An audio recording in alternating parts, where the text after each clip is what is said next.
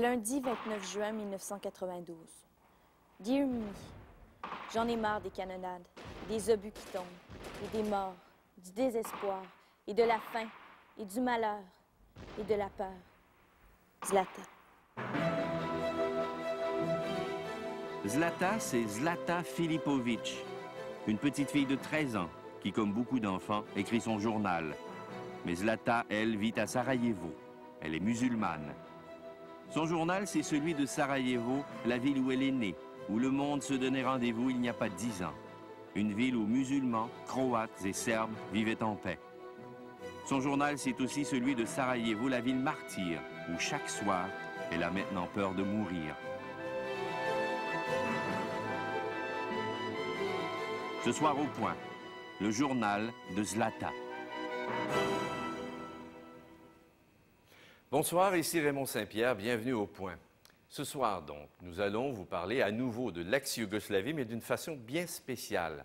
Zlata sera notre guide, cette Zlata dont on parle maintenant dans le monde entier et qui vient tout juste de réussir à fuir son pays. Au moment où on se parle, elle est en France, où elle prend quelques jours de repos avant d'affronter la presse mondiale. Nous sommes parvenus à la rejoindre à Sarajevo, juste à la veille de son départ, un départ qu'elle ne prévoyait absolument pas. Pour assister à l'entrevue et la commenter, nous avons invité 25 jeunes des élèves des écoles internationales de Montréal et de Saint-Hubert. Bonsoir, ce sont des jeunes de son âge d'ailleurs. Et nous avons aussi avec nous le lieutenant-colonel Desjardins qui est revenu de Bosnie il y a peu de temps. Il commandait là-bas les casques bleus canadiens. Bonsoir, M. Desjardins. Bonsoir. En fait, il sera là aussi au cas où vous me poseriez des questions un peu trop embêtantes. Alors, Zlata a donné un nom à son journal. Il s'appelle Mimi. Une jeune comédienne, Émilie Durand, va nous en lire des extraits tout au long de cette émission. Samedi 19 octobre 1991. Une journée infecte hier. On se préparait à monter à la Yaorina, la plus belle montagne du monde, passer le week-end. Quand je suis rentrée de l'école, j'ai trouvé maman en larmes et papa était en uniforme. Quelque chose s'est noué dans ma gorge quand papa m'a annoncé qu'il devait rejoindre son unité de réserve de la police, car on l'avait rappelé. Je me suis serrée contre lui tout en sanglotant. Je l'ai supplié de ne pas partir, de rester avec nous.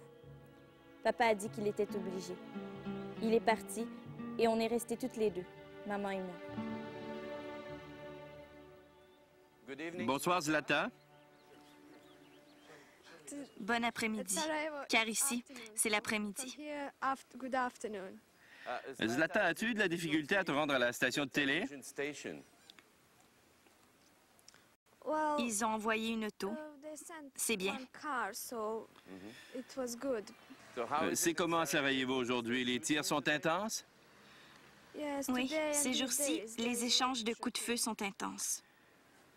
Et sais-tu qui tire sur qui ou est-ce que, comme d'habitude, on ne peut pas déterminer qui tire? Il n'y a que des idiots, des cinglés qui tirent, personne d'autre. Tu les traites d'idiots. Qu'est-ce que tu as mangé aujourd'hui? J'ai lu dans ton livre que vous avez de la difficulté à trouver de la nourriture décente. Qu'est-ce que tu manges ces jours-ci, par exemple?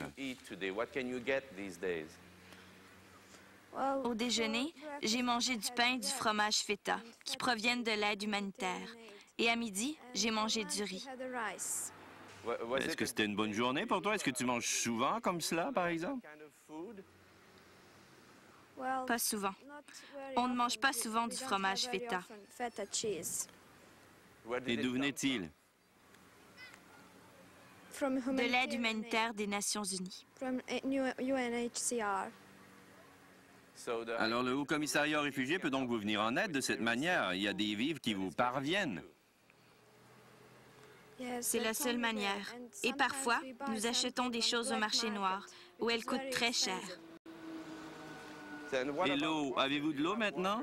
Dans ton livre, tu mentionnes que vous manquez d'eau pendant plusieurs jours, que vous devez aller en chercher.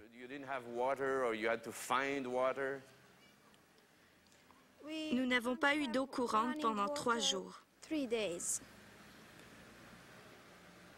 qu'est-ce que tu fais alors? Tu remplis la baignoire, des bouteilles? J'ai rempli des bouteilles et des barils, et nous l'avons conservé jusqu'à ce que l'eau courante soit rétablie.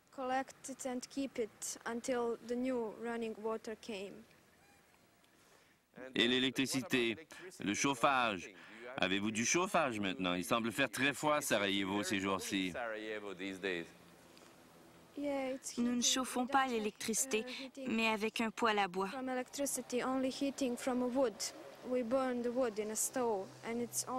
C'est la seule manière. L'électricité a été rétablie parfois pendant 4 heures en 4 jours. Tu ne peux donc pas regarder la télévision ou jouer pendant le jour. Ça doit être très difficile. Et qu'est-ce que tu fais de tes journées? Tant qu'il fait clair, je lis et je joue du piano. Et le soir, parfois, lorsque nous avons des chandelles, je joue alors aux cartes avec mes parents. Lorsque nous n'avons pas de chandelles, nous restons assis et nous discutons. Mais habituellement, nous restons là à réfléchir.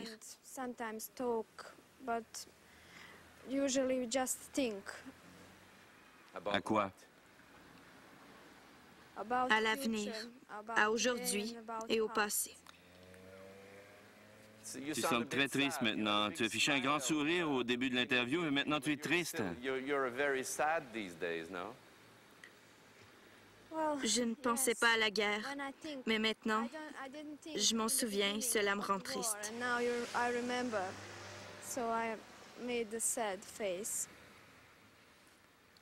Qu'est-ce qui te manque le plus? La paix et mes amis. Et quand tu rêves à de bonnes choses à manger, à quoi rêves-tu, par exemple? Je rêve à mes amis, au bon repas que nous avions avant la guerre. Je rêve à de belles choses.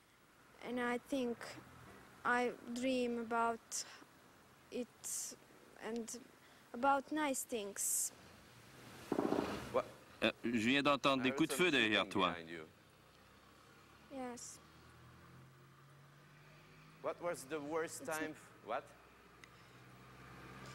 Cela n'a rien de spécial. On a l'habitude d'entendre des coups de feu. Quels ont été les pires moments pour toi? Il y a 2 dates. Le 2 mai 1992, il y a eu énormément de coups de feu et de bombardements ce jour-là. Et le 17 mai, une journée très triste, car mon ami a été tué.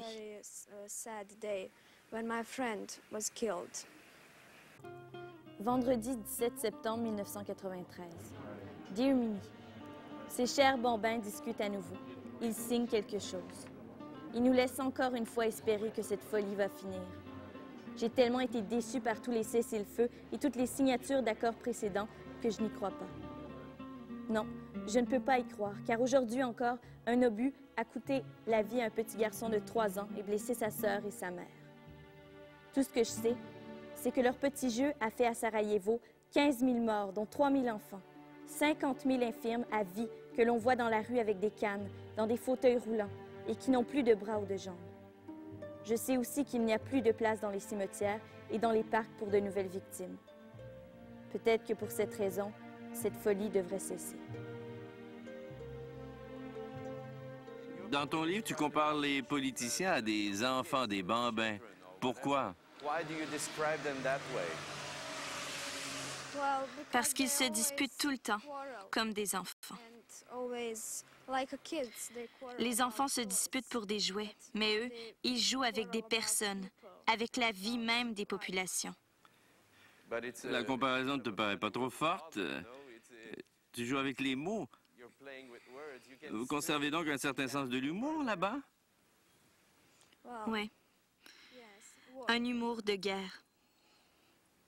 Un humour noir.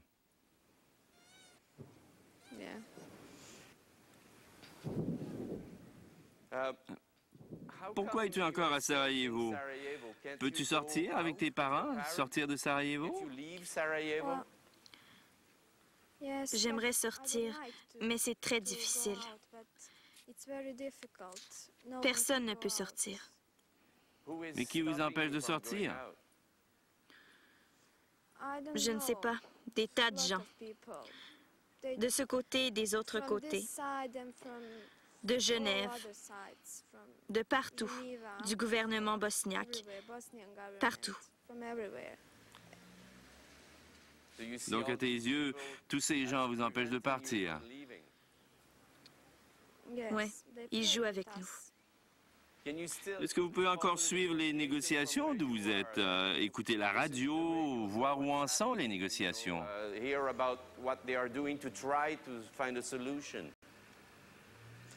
Cela fait 2 ans qu'ils essaient.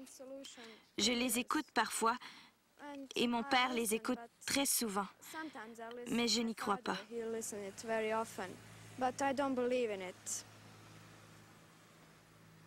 Est-ce que tu peux marcher dehors pendant la journée? Est-ce que tu dois souvent descendre te réfugier dans l'abri, au sous-sol de ta maison? Oui, parfois, lorsque les tirs sont intenses. Je ne peux pas sortir, jouer ou marcher. C'est trop dangereux. Donc vous restez toujours à l'intérieur. Est-ce que tu continues à écrire ton journal? Et tu veux toujours devenir journaliste? Pourquoi? Je pense que c'est un travail intéressant. Tu as dû voir bien des journalistes ces jours-ci, hein? Oui, de nombreux journalistes. Ça me fait plaisir que tu en penses du bien. Est-ce que tu gardes l'espoir qu'on va enfin trouver un règlement l'année prochaine? J'ai de l'espoir, mais nous verrons, le moment venu. Qu'est-ce que vous souhaitez le plus ardemment à Sarajevo pour la nouvelle année? Vous avez célébré le jour de l'an l'année dernière. Je l'ai lu dans ton livre. Mais cette année...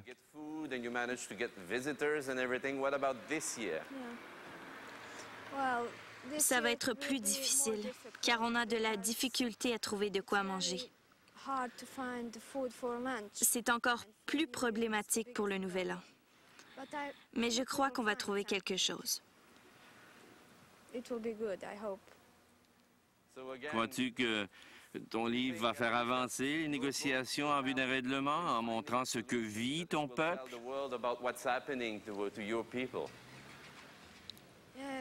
Le public peut voir ce qui se passe ici à travers les yeux d'une fillette de 13 ans.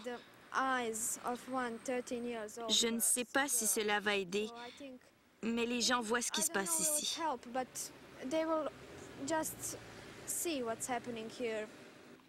Crois-tu que le monde va t'écouter?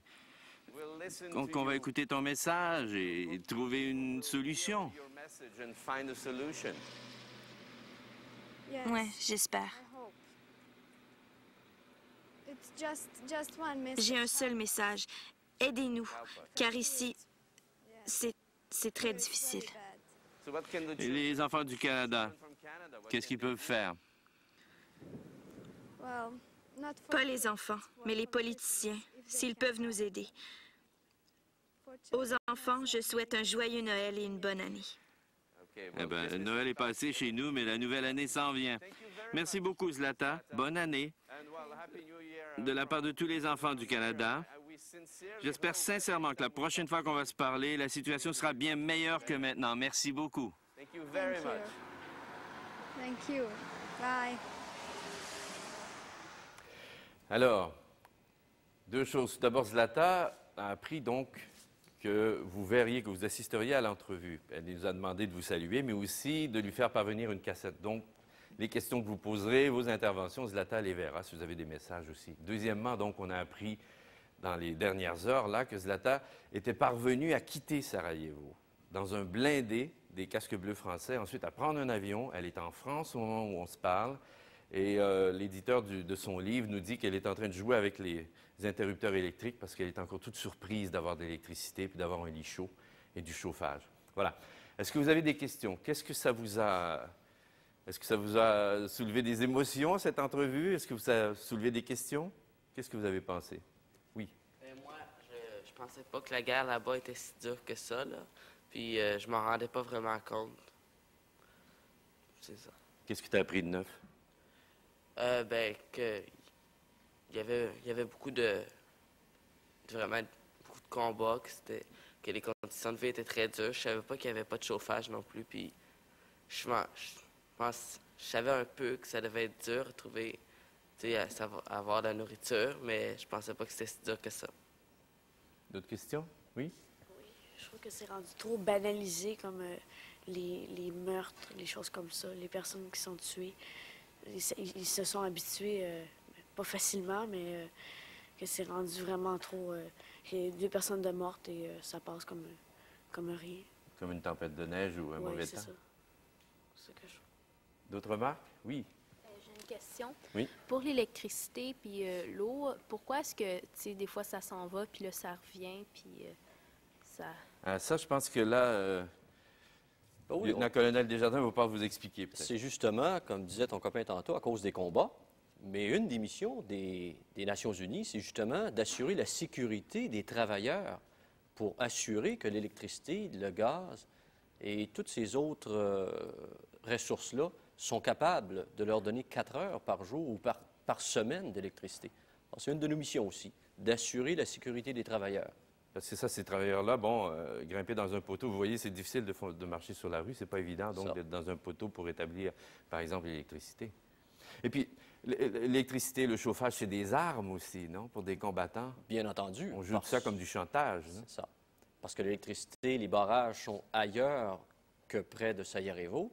Par conséquent, les lignes hydroélectriques doivent traverser différents secteurs qui n'appartiennent pas aux mêmes belligérants. Fait qu'on peut jouer effectivement la carte de l'interrupteur qui fonctionne pas. Voilà, si vous ne gardez pas telle route ouverte ou si vous ne laissez pas passer tel gens, nous, on coupe l'électricité, puis comme ça. Oui. Moi, je trouve qu'on est chanceux de ne pas avoir à vivre la guerre, là, parce que ça n'a pas l'air drôle. Tu es obligé d'attendre que le monde vienne te porter de la nourriture, là. C'est pas le fun. T'sais, en plus, elle mange peut-être même pas à sa faim. Non, elle dit dans son livre, je crois qu'à un moment donné, son père, elle le reconnaît presque plus. Que ses lunettes, par exemple, sont plus serrées comme avant la guerre, qui a perdu 20 kilos. Elle dit, je reconnais plus mes parents. Oui. Ben, moi, ça m'a rendue presque coupable parce que je me dis, tu sais, moi ici, j'ai tout ce que je veux. J'ai une famille, j'ai un foyer, j'ai une maison, je sais que mon avenir, tu sais, il est sécurisé, puis elle a rien, là, tu sais, elle a pas de quoi manger, puis même à ça, elle trouve le moyen d'être heureuse. Moi, des fois, même avec tout ce que j'ai, je trouve le moyen de me plaindre, puis ben, c'est ça.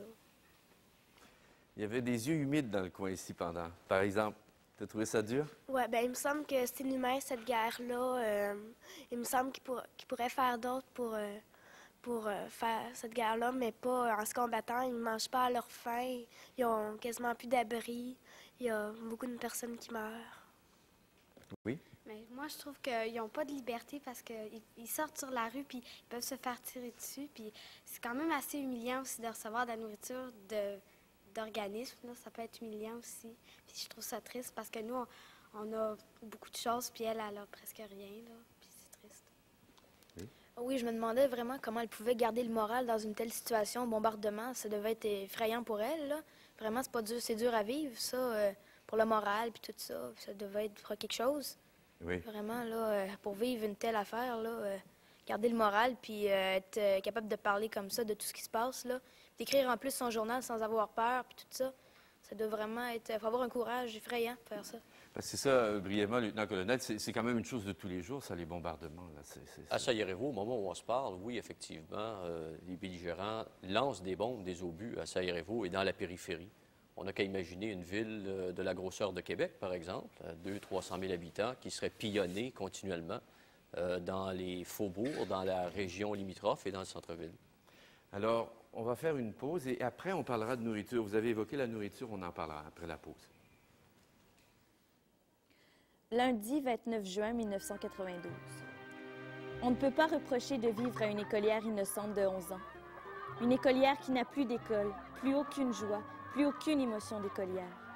Une enfant qui ne joue plus, qui reste sans amis, sans soleil, sans oiseaux, sans nature, sans fruits, sans chocolat, sans bonbons, avec juste un peu de lait en poudre. Une enfant qui, en un mot, n'a plus d'enfance. Une enfant de la guerre. J'ai entendu dire que l'enfance est la plus belle période de la vie. J'étais contente de vivre mon enfance, mais cette sale guerre m'a tout pris. Mais pourquoi? Je suis triste. J'ai envie de pleurer. Je pleure.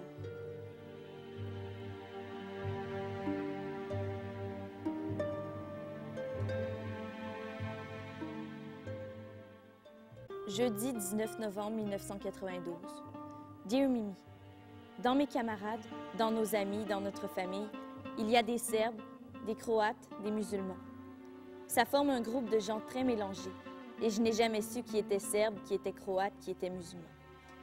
Aujourd'hui, la politique a mis le nez là-dedans. Elle a inscrit un S sur les Serbes, un M sur les musulmans, un C sur les Croates. Elle veut les séparer.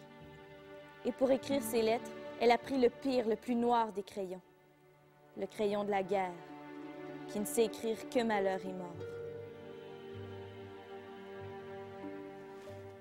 Alors, vous avez parlé de nourriture tout à l'heure. On a ici, la Croix-Rouge nous a fait parvenir le genre de paquet qu'on envoie aux gens là-bas, par exemple. Si vous donnez de l'argent à la Croix-Rouge, ces jours-ci, par exemple, pour aider. Alors, ça, c'est une famille de 4 personnes, ce qu'elle reçoit pour 1 mois comme supplément alimentaire. Vous connaissez ça? Ça, c'est des haricots. Vous avez... Ça, c'est du fromage. Ça, c'est du bœuf, de la viande de bœuf. Vous avez un peu de farine. Vous avez de l'huile d'olive. Et là, on arrive au fond, là. Ça, c'est à peu près tout pour une famille de 4 personnes. Vous avez du savon ici. Et ça, c'est de la levure pour faire du pain. Un couvercle pour la boîte. Un ouvre-boîte, puis c'est tout. Voilà. Pour le reste, bien, les gens doivent compter aussi sur des suppléments qui arrivent, par exemple des convois qui sont escortés par les casques bleus. On envoie à ce moment-là les casques bleus, ce qu'ils escortent comme nourriture, c'est des sacs de riz, de blé. Diverses nourritures qui sont les convois du Haut-Commissariat aux réfugiés des Nations unies, dont nous avons la responsabilité d'escorter entre les différents points de transit et jusqu'aux entrepôts principaux, particulièrement à Sarajevo. Mais c'est pas évident, donc il y a toujours des problèmes sur la route. C'est l'hiver aussi. J'ai parcouru la route un jour dans ces convois-là, puis c'est pas évident parce qu'il y a de la boue, on est dans la forêt. Souvent, les routes sont coupées ou sont détruites. C'est vraiment toute une aventure. Seulement, les gens qui parviennent à à acheminer cette nourriture-là jusqu'à Sarajevo, par exemple, c'est vraiment des héros. Lui avait une question, ce jeune homme ici. Alors, c'était quoi? Oui, c'était pour le lieutenant-colonel. Oui. Juste pour savoir, qu'est-ce que vous pensez de tout ce qui arrive maintenant à Sarajevo? Je pense que c'est vraiment regrettable, ce qui arrive aux enfants surtout, aux enfants et aux familles. Comme on dit certaines autres gens, c'est à nos politiciens de régler le problème. Nous servons, autant les militaires, l'assurance que les familles et les enfants soient sortis du pétrin. C'est ce que nous tentons de faire beaucoup. Ça dure. Oui. Moi, je voudrais savoir, est-ce que les hôpitaux, ils sont encore accessibles pour les enfants ou ils sont débordés? Les hôpitaux? Oui, les hôpitaux, pardon. Bien entendu, les hôpitaux sont débordés par le manque de soins, par le manque de médicaments surtout. Ils fonctionnent parfois dans les sous-sols des hôpitaux à cause des bombardements. À votre gauche, à votre droite, il y a... Oui. Oui, moi, c'est à propos des rations de nourriture. Là. Oui. Juste ça, c'est vraiment suffisant pour 1 mois, pour 4 personnes? C'est comme... Je pense qu'on peut en juger nous-mêmes, hein? Un peu d'huile, un peu de farine. Mais c'est mieux que rien, c'est évident. Mais sinon, il y a toujours le marché noir aussi. Il y a toujours de la nourriture qui parvient à passer, mais c'est très, très cher. Et on ne paye pas avec de l'argent local, on paie avec des devises fortes comme des dollars ou de l'argent des Il faut se rappeler que ça, c'est un colis de la Croix-Rouge. Il y a aussi beaucoup d'autres organismes internationaux qui assurent l'acheminement de suppléments de nourriture comme ceux-là. Oui. Moi, je voulais savoir si ça coûtait cher des affaires comme ça, tu sais, en temps de guerre. Ça dépend. Au marché noir, c'est cher, non? Qu'est-ce qu'on entend? On entend la nourriture? Je ne sais pas. Je ne sais pas. Cette nourriture-là, elle est donnée. Il faut quand même se rappeler cela. Cette nourriture-là, elle est donnée aux enfants et aux familles de Sarajevo. Mais il y a des gens aussi qui parviennent, donc, comme je disais, au marché à vendre des choses aussi. Mais là, c'est très, très cher. Il faut avoir de l'argent ou des gens qui vous envoient de l'argent. Oui. Mais sur le marché noir, c'est avec quel argent que les gens payent pour la nourriture? Parce que j'imagine que les gens ne travaillent plus. Il y a peu de travail. D'après ce que me disait Zlata, sa mère se rend au travail, mais en fait, elle ne travaille pas. C'est vraiment... On crée l'illusion qu'il y a encore du travail. L'argent, donc, on vend ce qu'on a. On vend ses meubles, on vend ses meubles pour se chauffer, on vend ses meubles, on vend tout ce qu'on a. C'est ça qui se passe en ce moment. Oui? Mais moi, j'ai juste un commentaire, c'est que même si elle a quitté son pays, là, elle doit quand même être triste de savoir tout ce qui se passe là, puis elle doit un petit peu regretter qu'elle est sauve, puis que d'autres personnes, là, ils souffrent encore.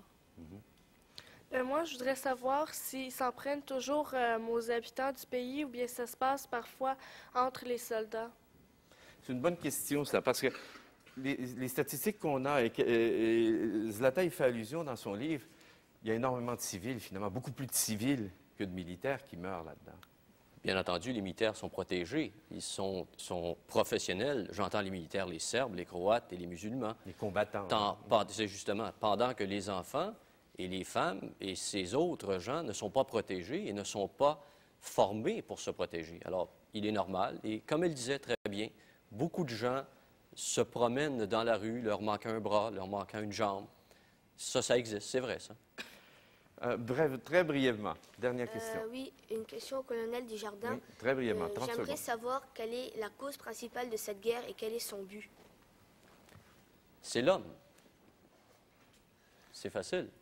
L'homme doit vivre, puis on peut que souhaiter la paix aux hommes de bonne volonté, puis c'est là la solution. Alors, la faute à qui? Ce n'est pas à moi de juger, ce n'est pas à nous de juger. Je pense qu'il faut espérer que cela cesse le plus rapidement possible. Bien, je vous remercie bien tous. J'espère que vous avez profité de cette aventure avec Zlata là-bas.